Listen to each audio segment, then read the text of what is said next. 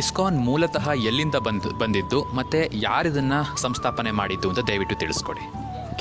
ನಾವು ಗೂಗಲಲ್ಲಿ ಎಲ್ಲ ನೋಡಿದಾಗ ಇಸ್ಕಾನ್ ಅನ್ನೋದು ಜುಲೈ 13, 1966 ನ್ಯೂಯಾರ್ಕಲ್ಲಿ ಸ್ಟಾರ್ಟ್ ಆಯಿತು. ಭಕ್ತಿ ವೇದಾಂತ ಸ್ವಾಮಿ ಅನ್ನೋರು ಇನ್ನು ಹೊಸದಾಗಿ ಶುರು ಮಾಡಿದ್ರು ಅಂತ ತೋರಿಸುತ್ತೆ.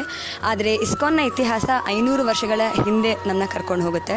ಸೊ ಪಶ್ಚಿಮ ಬಂಗಾಳದಲ್ಲಿ ಚೈತನ್ಯ ಮಹಾಪ್ರಭು ಅನ್ನೋ ವಿದ್ವಾಂಸರೊಬ್ಬರು ಸಂಕೀರ್ತನ ಆಂದೋಲನದ ಮೂಲಕ ಸ್ಟಾರ್ಟ್ ಮಾಡ್ತಾರೆ ಇಸ್ಕಾನ್ನ. ಸೊ ಈ ಚೈತನ್ಯ ಮಹಾಪ್ರಭು ಅಂದರೆ ಯಾರೋ ಹೊಸಬ್ರು ಅಂತ ನಾವು ಅಂದ್ಕೊಳ್ಳೋ ಹಾಗೆ ಇಲ್ಲ. ಯಾಕೆಂದರೆ ನಾವು ಕರ್ನಾಟಕ ನಾಡಗೀತೆಯಲ್ಲಿ ಕೇಳಿದ್ದೀವಿ, ಚೈತನ್ಯ ಪರಮಹಂಸ ವಿವೇಕರ ಭಾರತ ಜನನೀಯ ತನುಜಾತೆ. ಅದರಲ್ಲಿ ವಿವೇಕ ಅಂದರೆ ಯಾರು ಅಂತ ನಮಗೆ ಗೊತ್ತು, ಸ್ವಾಮಿ ವಿವೇಕಾನಂದ. ಪರಮಹಂಸ ಅಂದರೆ ಯಾರು ಅಂತ ನಮಗೆ ಗೊತ್ತು, ರಾಮಕೃಷ್ಣ ಪರಮಹಂಸ.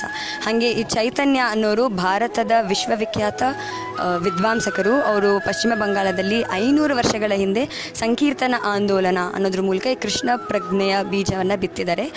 ಅವರು ನಾನು ಹೇಳಿದಾಗೆ ಬ್ರಹ್ಮ ಮಧ್ವ ಗೌಡ್ಯ ಸಂಪ್ರದಾಯ ಅದರ ಪ್ರಮುಖ ಆಚಾರ್ಯರವರು.